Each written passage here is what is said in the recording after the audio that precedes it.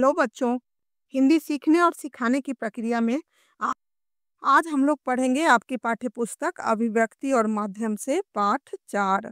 ये तो हम सब जानते हैं कि पत्रकारीय लेखन या पत्रकारिता लेखन शैली में वास्तविक घटनाओं, मुद्दों और विचारों की जानकारी दी जाती है। इसको अधिक समझने के लिए आज हम लोग पढ़ते हैं पत्रकारीय लेखन के विभिन्न रूप और लेखन प्रक्रिया। समाचार पत्रों में बड़ी शक्ति है, ठीक वैसे ही जैसे कि पानी के जबरदस्त प्रवाह में होती है। इसे खुला छोड़ देंगे तो गांव के गांव बहा देगा। उसी तरह निरंकुश कलम समाज के विनाश का कारण बन सकती है, लेकिन अंकुश भीतर का होना चाहिए, बाहर का अंकुश तो और भी जहरीला होगा। ये कथन है महात्मा गांधी के। महात्मा गांधी का कहना था कि पत्रकारिता में बड़ी शक्ति होती है। इसका उद्देश्य लोगों की भावनाओं को समझना और उन्हें अभिव्यक्त करना है। इसे निर्भीकता से करना चाहिए, न कि किसी दबाव या अंकुश के प्रभाव से। यह तभी लाभदायक हो सकता है जब इसे भीतर से इस्तेमाल किया जाए। अच्छा या बुरा, उपयोगी या अनुपयोगी का पता लगाने के लिए आत्मसंयम बरतना चाहिए। अनियंत्रित पत्रकारिता विनाश का कारण भी बन सकती है।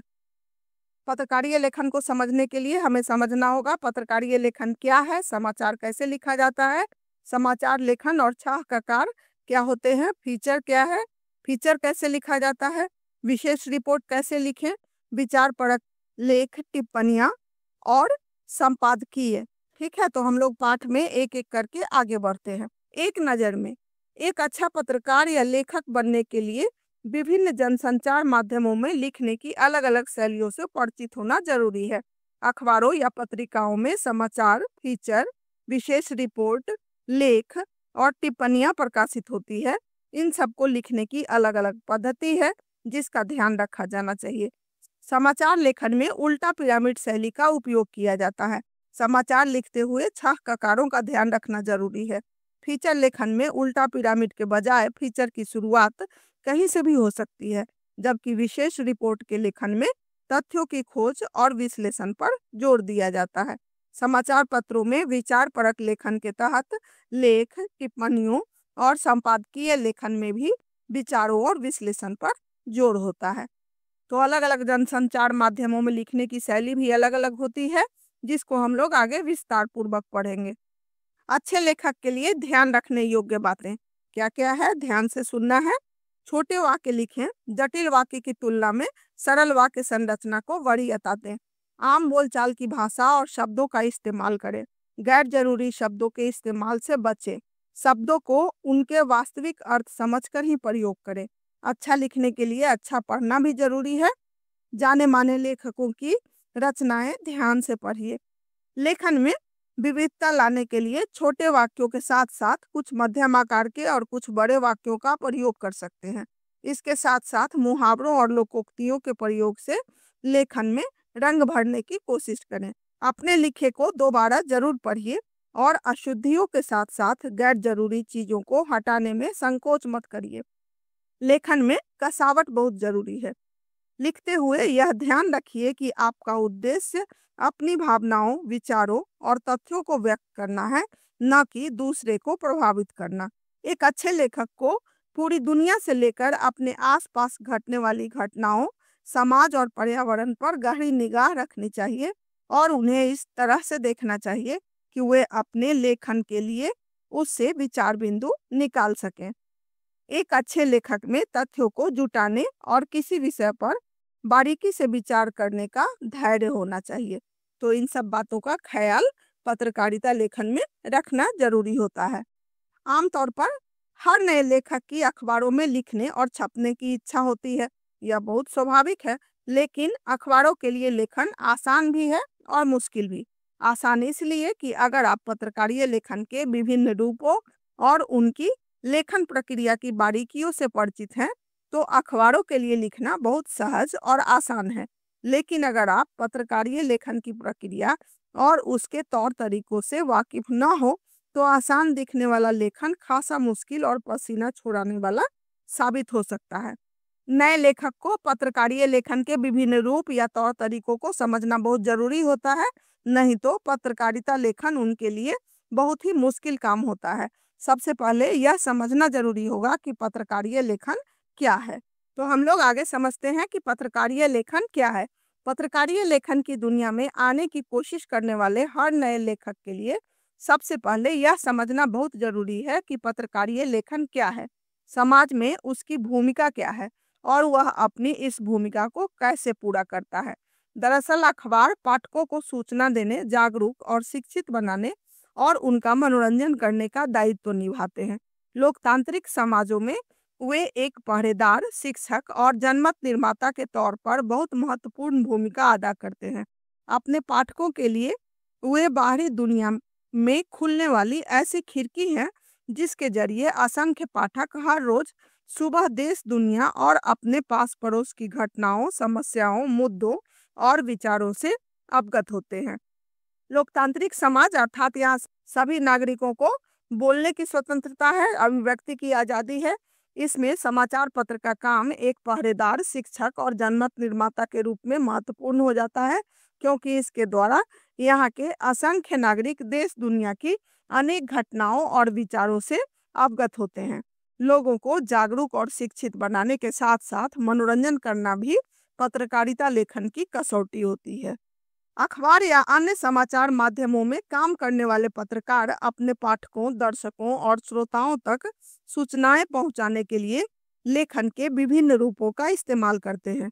इसे ही पत्रकारीय लेखन कहते हैं और इसके कई रूप हैं। पत्रकार तीन तरह के होते हैं: पूर्णकालिक, अंशकालिक और फ्रीलांसर यानी स्वतंत्र।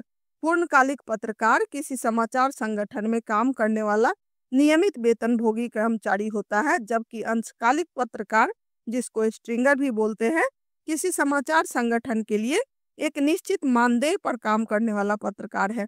लेकिन फ्रीलांसर पत्रकार का संबंध किसी खास अखबार से नहीं होता, बल्कि वह भुगतान के आधार पर अलग अलग अखबारों के लिए लिखता है। समाचार पत्र पत्रिका हो या रेडियो, टेलीविजन या फिर आजकल ऑनलाइन समाचार वेबसाइटों के माध्यम से विभिन्न प्रकार की सूचनाओं को श्रोताओं तक अपनी लेखन कौशल के द्वारा पहुंचाना ही पत्रकारीय लेखन है।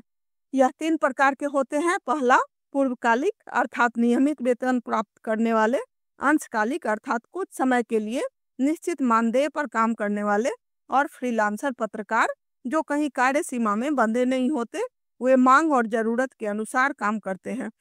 काम, समय या पैसा कुछ भी निश्चित नहीं होता, अर्थात फ्री होकर काम करते हैं। ऐसे में यह समझना बहुत जरूरी है कि पत्रकारीय लेखन का संबंध और दायरा समसामयिक और वास्तविक घटनाओं, समस्याओं और मुद्दों से है। हालांकि यह माना जाता है कि पत्रकारिता जल्दी में लिखा गया साहित्य है, लेकिन यह साहित्यिक और सृजनात्मक लेखन, कविता, कहानी, उपन्यास आदि से इस मामले में अलग है कि इसका रिश्ता तथ्यों से है, न कि कल्पना से।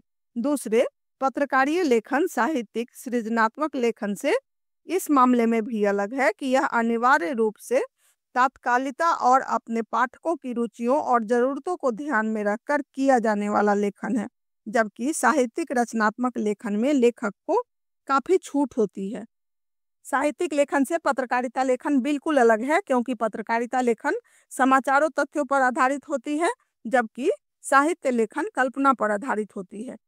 अखबार और पत्रिका के लिए लिखने वाले लेखक और पत्रकार को यह हमेशा याद रखना चाहिए कि वह विशाल समुदाय के लिए लिख रहा है, जिसमें एक विश्वविद्यालय के कुलपति सरीखे विद्वान से लेकर कम पढ़ा लिखा मजदूर और किसान भी शामिल है। इसलिए उसकी लेखन शैली, भाषा और गूढ़ से गूढ़ विषय की प्रस्तुति ऐसी सहज, सरल और रोचक होनी चाहिए कि वह आसानी से सबकी समझ में आ जाए। पत्रकारीय लेखन में अलंकारिक, संस्कृत निष्ठ भाषा शैली के बजाय आम बोलचाल की भाषा का इस्तेमाल किया जाता है। पाठकों को ध्यान में रखकर ही अखबारों में सीधी, सरल, साफ सुथरी लेकिन प्रभावी भाषा के इस्तेमाल पर जोर दिया जाता है। शब्द सरल और आसानी से समझ में आने वाले होने चाहिए। वाक्य छोटे और सहज होने चाहिए। जटिल और लंबे वाक्यों से बचना चाहिए।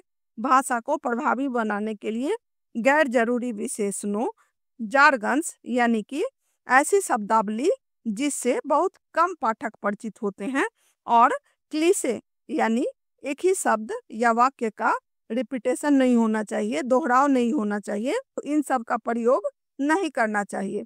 इनके प्रयोग से भाषा बोझिल हो जाती है। पत्रकार को इन बातों का भी ख्याल रखना चाहिए कि उसके पाठक पढ़ते पढ़ते या सुनते सुनते उबे नहीं या बोर नहीं होने लगे, उनकी रुचि अंत तक बनी रहे। इसके लिए उनको अपनी भाषा को आसान या सरल बनाना जरूरी होता है, यानी मुश्किल शब्दों का इस्तेमाल नहीं करें और आसान और सरल शब्दों में अपनी बातों को कहने की क्षमता उनके पास होना चाहिए। समाचार कैसे लिखा जाता है?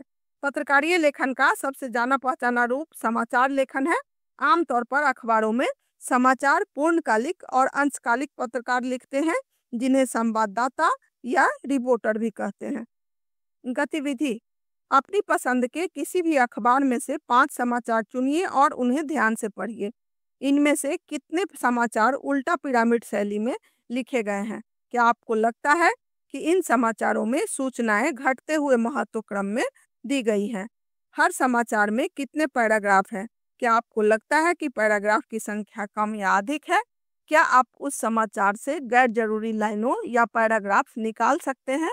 कोशिश कीजिए और बताइए कि आपने गैर जरूरी लाइनों या पैराग्राफ्स का चुनाव किस आधार पर किया।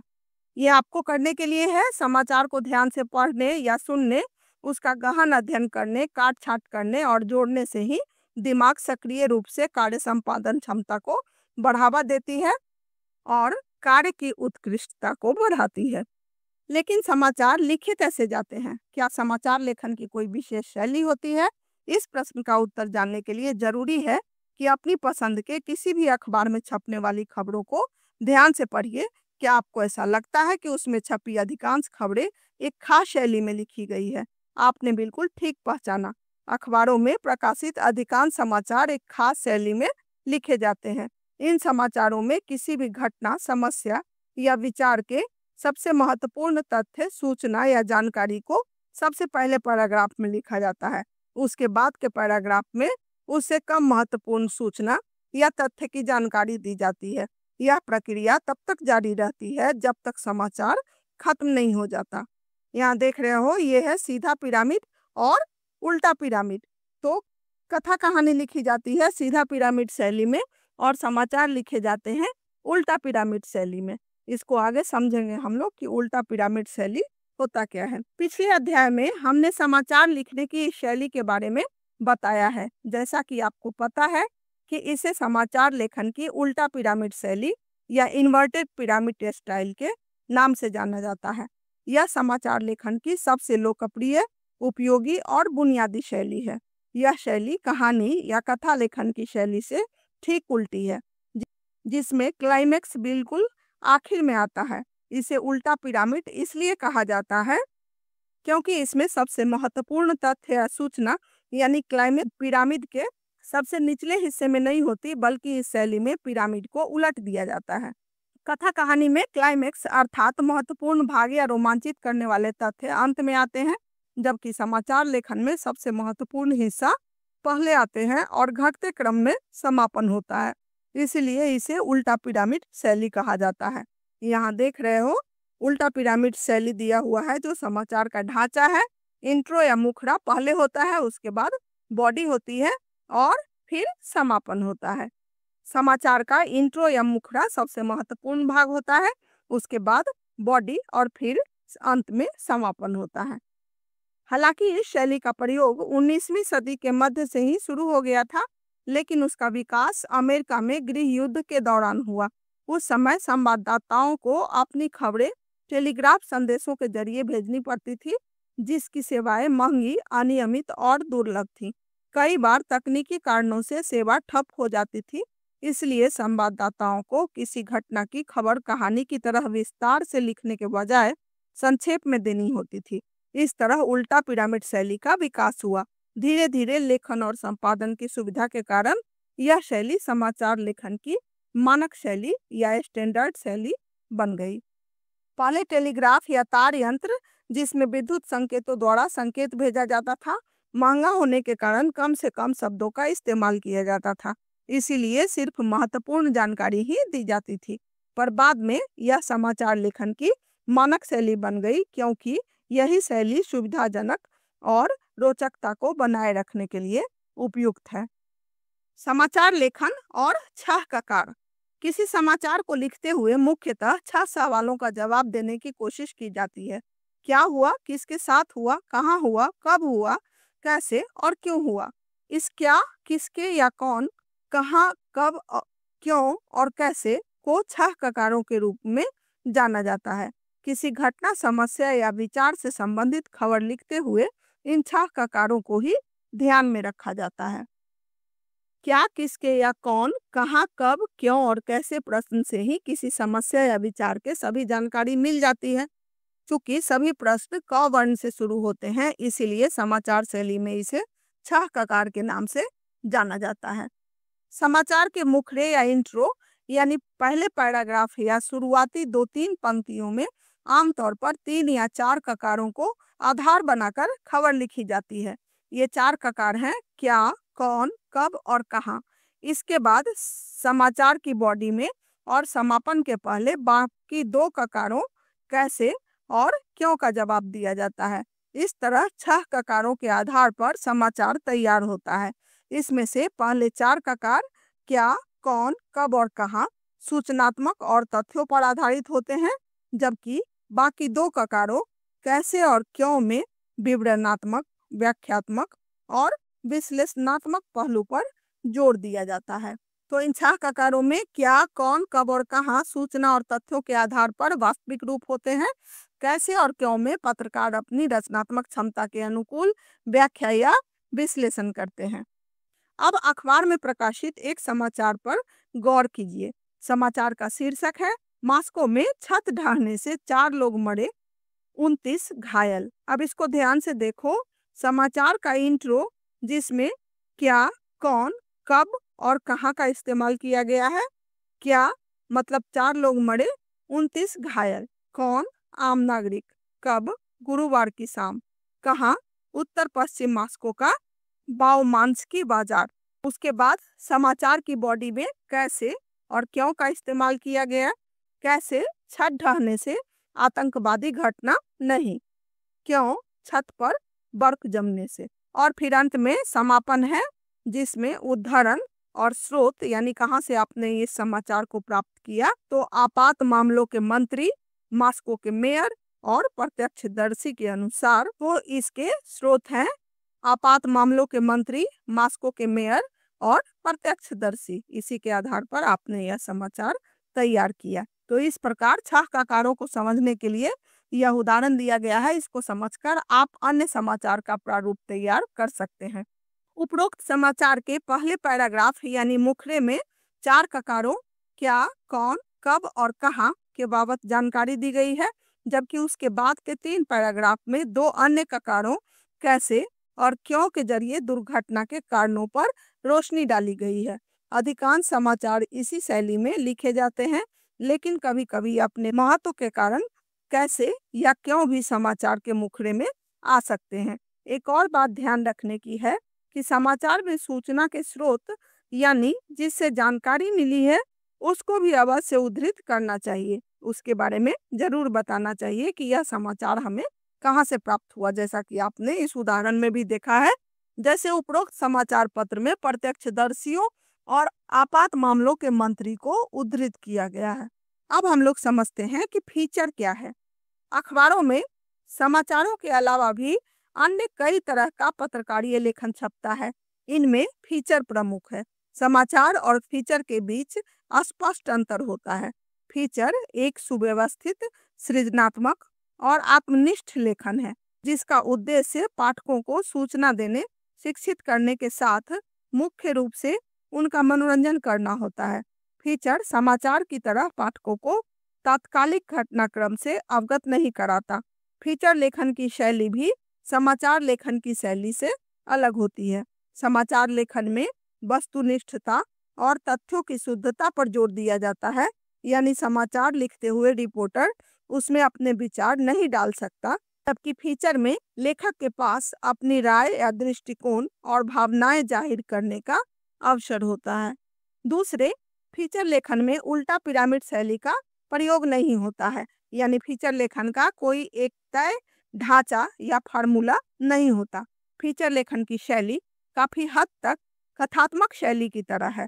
तीसरे, फीचर लेखन की भाषा समाचारों के विपरीत सरल, रूपात्मक, आकर्षक और मन को छूने वाली होती है।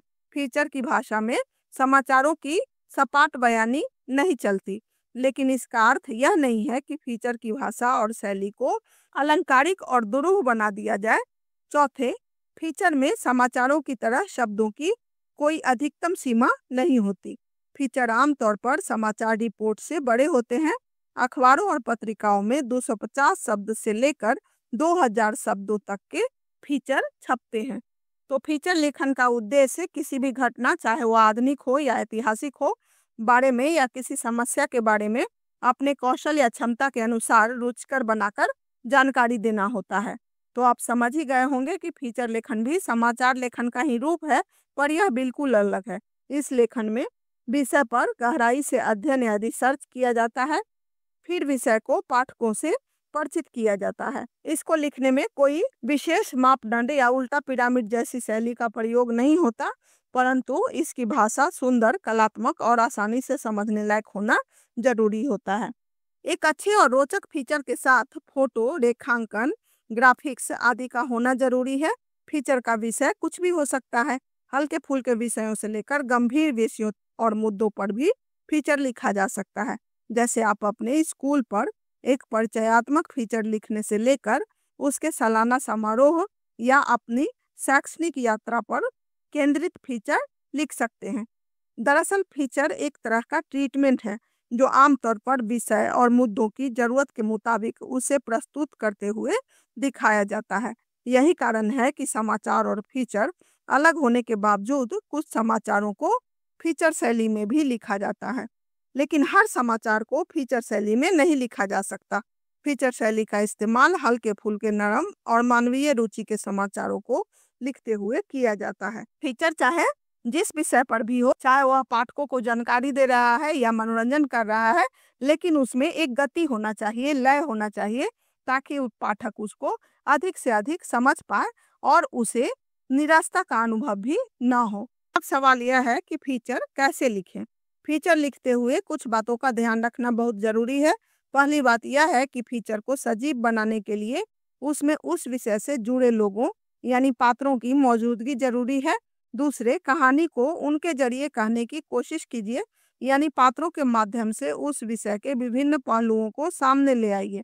तीसरे, कहानी को बताने का अंदाज ऐसा हो कि आपके पाठक यह महसूस करें कि वे खुद देख और सुन रहे हैं। चौथे, फीचर को मनोरंजक होने के साथ साथ सूचनात्मक होना चाहिए। आपको समझने के लिए यहाँ उदाहरण दिया हुआ है। इसमें एक है व्यक्तिगत फीचर जो किसी व्यक्ति के ऊपर तैयार किया जाता है, और समाचार फीचर जो किसी समाचार के ऊपर तैयार किया जाता है। तात्पर्य यह है कि फीचर को किसी बैठक या सभा के कार्यवाही विवरण की तरह नहीं लिखा जाना चाहिए। साथ ही फीचर कोई नीरस शोध रिपोर्ट भी नहीं है। वह बड़ी घटनाओं, कार्यक्रमों और आयोजनों की सूखी और बेजान रिपोर्ट भी नहीं है। फीचर आमतौर पर तथ्यों, सूचनाओं और विचारों पर आधारित कथात्मक विवरण और विश्लेषण होता है। फीचर की कोई ना कोई थीम होनी चाहिए। जब तक थीम नहीं रहेगा तब तक तो लिखना ही मुश्किल है। तो थीम जरूरी होता है। उस थीम के इर्द गिर्द सभी प्रासंगिक सूचनाएं, तथ्य और विचार गुथे होने चाहिए। फीचर कई प्रकार के होते हैं। इनमें समाचार बैकग्राउंड, खोज परख फीचर, साक्षात्कार फीचर, जीवन शैली फीचर, रूपात्मक फीचर, व्यक्ति चित्र फीचर, यात्रा फीचर और विशेष रुचि के फीचर प्रमुख है। फीचर लेखन का कोई निश्चित ढांचा या फार्मूला नहीं होता है, इसलिए आप फीचर कहीं से भी शुरू कर सकते हैं। हर फीचर का एक प्रारंभ, मध्य और अंत होता है। प्रारंभ आकर्षक और उत्सुकता पैदा करने वाला होना चाहिए। हालांकि प्रारंभ, मध्य और अंत को अलग अलग देखने के बजाय पूरे फीचर को समग्रता से देखना चाहिए। लेकिन अगर फीचर का प्रारंभ आकर्षक, रोचक और प्रभावी हो तो बाकी पूरा फीचर भी पठनीय और रोचक बन सकता है। जैसे अगर आप किसी जाने माने व्यक्ति पर एक व्यक्ति चित्र फीचर तैयार कर रहे हैं तो उसकी शुरुआत किसी ऐसी घटना के उल्लेख से कर सकते हैं जिसने उनके जीवन की दिशा बदल दी, या उसकी शुरुआत उनकी किसी ताजा उपलब्धि के ब्यौरे से हो सकती है, और फिर फीचर को उनके पिछले जीवन के संघर्षों की ओर मोड़ा जा सकता है। इसके बाद फीचर में उनके और उनके कुछ करीबी लोगों और उनकी उपलब्धियों से वाकिफ विशेषज्ञों के दिलचस्प, आकर्षक और खास वक्तव्यों को उद्धृत करते हुए उनके व्यक्तित्व के विभिन्न पहलुओं को उजागर किया जा सकता है। फीचर में एक या दो ऐसी घटनाओं को खुद उनकी जबान में पेश किया जा सकता है जो न सिर्फ दिलचस्प और अनूठी हो, उससे उनके जीवन के अहम क्षणों पर रोशनी पड़ती हो। फीचर के आखिरी हिस्से में उनकी भविष्य की योजनाओं पर फोकस करना चाहिए। वे अपने सामने क्या चुनौतियां देखते हैं और उनसे निपटने के लिए उनकी क्या तैयारी है, यहाँ आप स्वयं उसे उद्धृत कर सकते हैं। इस तरह फीचर का प्रारंभ, मध्य और अंत का यह एक संभावित ढांचा हो सकता है, लेकिन असली चुनौती यह होती है कि प्रारंभ, मध्य और अंत को सहज और स्वाभाविक तरीके से एक साथ कैसे बांधे। हर पैराग्राफ अपने पहले के पैराग्राफ से सहज तरीके से जुड़ा हो और शुरू से आखिर तक प्रवाह और गति बनी रहे। यह सुनिश्चित करने के लिए पैराग्राफ छोटे रखिए और एक पैराग्राफ में एक पहलू पर ही फोकस कीजिए। यहाँ भी एक गतिविधि दिया हुआ है, उसको करने से फीचर लेखन शैली को समझने में बहुत ही आसानी हो जाएगी। यह सच है कि किसी तय मापदंड पर लिखना ज़्यादा आसान होता है, परंतु बिना मापदंड के लेखन को प्रासंगिक, रचनात्मक और मनोरंजक बनाने के लिए अपनी विशेष शैली और क्षमता को प्रदर्शित करना होता है, तभी यह सभी के लिए ग्राह्य होती है या समझने योग्य बनती है। इसके लिए अपनी क्षमता के अनुसार विभिन्न तकनीक का इस्तेमाल कर फीचर को रुचिकर बनाया जा सकता है। यहाँ फीचर के बारे में जितनी भी बातें लिखी हुई हैं उसको ध्यान से पढ़ने और समझने पर फीचर लेखन में बहुत ही आसानी हो जाएगी। यह वीडियो आपके पाठ का पहला वीडियो है। आपके पाठ का दूसरा भाग अगले वीडियो के रूप में आपके सामने प्रस्तुत किया जाएगा। अभी इतना ही समझना काफ़ी है, तो मिलते हैं अगले वीडियो में। यदि आपको यह पाठ समझ में आया हो तो कमेंट सेक्शन में ज़रूर बताइएगा कि मैं अगला वीडियो जल्दी से आपके पास पहुंचा सकूं। तो इंतज़ार कीजिए अगले वीडियो का। इसके लिए इस चैनल को सब्सक्राइब कर लीजिएगा ताकि आगे भी आपको पाठ मिलता रहे। तब तक के लिए बाय।